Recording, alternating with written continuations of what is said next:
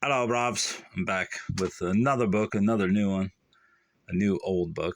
This is Bukowski in the Bathtub, which is Recollections of Charles Bukowski by John Thomas, collected and edited by Philomene Long. I bought this I bought it brand new, along with several other copies that I sold on eBay or Amazon at the old Borders outlets. They were probably $2 or $3 a piece. They weren't very well manufactured, as you can see by the loose pages. Not to mention that I've read it in the bathtub a time or two. Was not very impressed. But I kept it anyway because I couldn't sell this one. This is 1997. I'll read the acknowledge. No, I won't read the acknowledgments because I don't care what she says to say.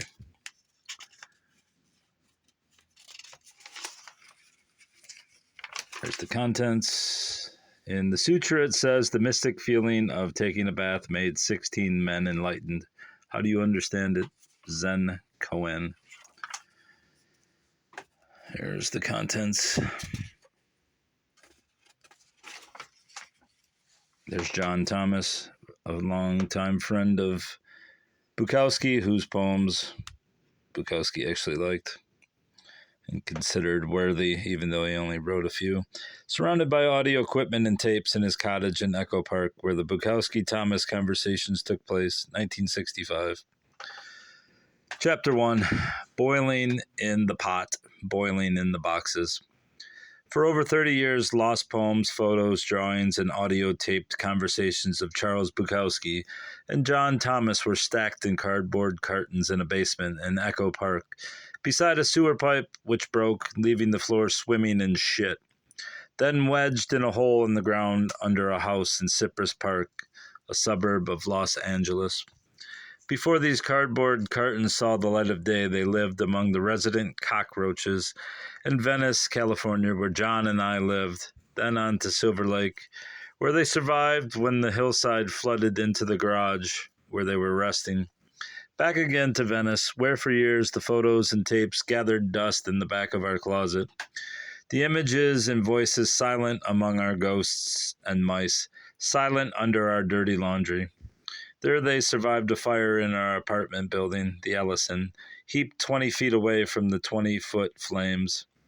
In March of 1994, when Bukowski died, John and I pulled the curtains out. When we opened the boxes, the photos and drawings were dusty, the tapes a little gritty, preserved with an occasional cigarette ash or cockroach skeleton. Some short bits of splicing tape had dried out and had to be fixed, but the images, the voices, had quietly survived, had rather sneered at leaks from the upstairs neighbor's overflowing toilet. The 1994 Northridge earthquake had lived silent with only the ghosts to watch them and move ears to listen.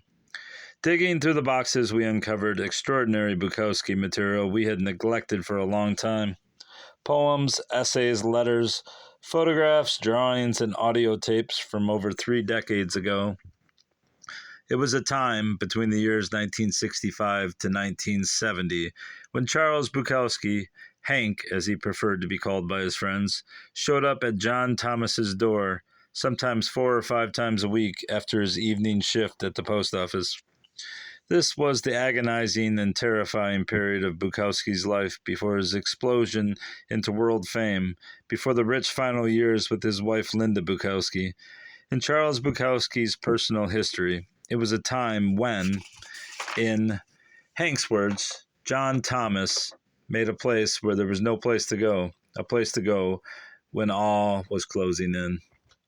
Here is the image, Hank in his not quite decent tacky sports shirt that was a little too tight with his 6-pack of Miller High Life and his White Owl cigars, and John Thomas in his Goodwill shirt, Goodwill pants, Goodwill suspenders, Goodwill shoes, sitting in his Goodwill chair, wearing a motoring cap, his walls plastered with layers of pictures and words, the room heaped with books, jammed with tapes, microphones, and jerry-built audio equipment. The tape recorder was always running. Reel after reel wound away. Unpacked again, finally, the cardboard cartons sat in untidy stacks on our floor around our bed. Gritty, but ready at hand, ready for selective looking and listening, while my questions to John led him back to private times and days long past. Here again they spoke across the dusty decades. Hank, we really rattle heads some of these nights, you know, old Big John Tommy.